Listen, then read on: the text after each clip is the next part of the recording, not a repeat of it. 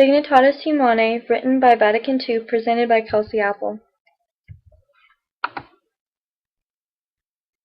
Be it enacted by the General Assembly that no man shall otherwise suffer on account of his religious opinions or belief, that all men shall be free to profess and by argument to maintain their opinion in matters of religion. Thomas Jefferson.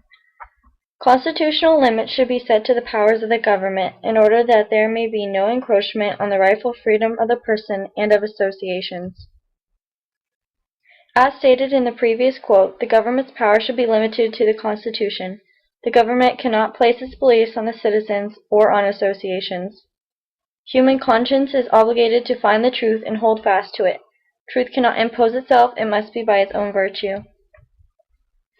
The human person has the right to religious freedom. The right to religious liberty can of itself be neither unlimited nor limited, only by a public order, conceived in a positivist or naturalist manner. Catechism of the Catholic Church 2109. The dignity of each and every person is what allows religious freedom. No one is to be forced to act in a manner contrary to his own beliefs.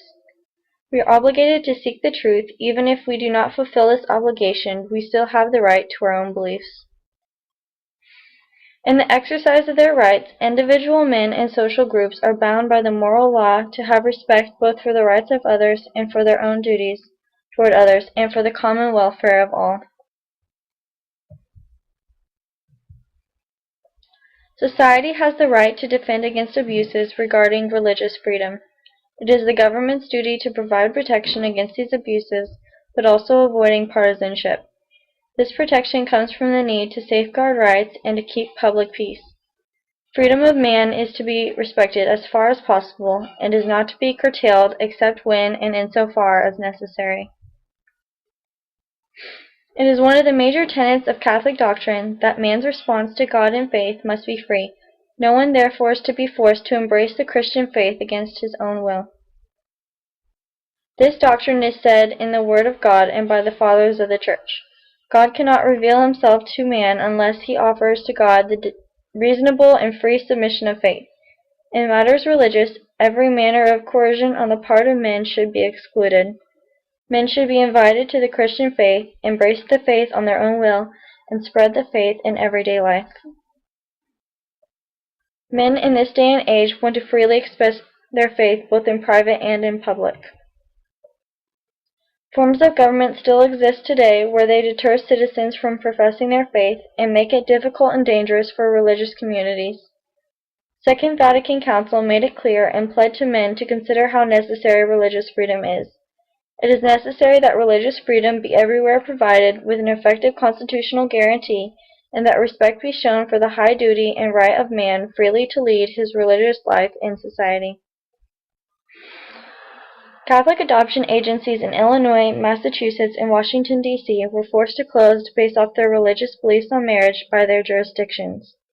A graduate student was expelled from a counseling program because her beliefs about marriage were deemed unacceptable by the school officials. Christian pharmacists in Illinois were told to find other professions because their religious beliefs regarding when life begins were deemed unacceptable by the state. Private business owners are facing enormous fines because their beliefs about when life begins have been deemed unacceptable by the federal government. These were just a few examples displaying abuses from the government and state based off of religious beliefs. This church teaching contradicts the modern world because in so many instances government has forced decisions upon the citizens, which should be religious decisions rather than political, such as the HHS mandate. Dignitatis Humanae is sometimes called the most controversial document of the Second Vatican Council.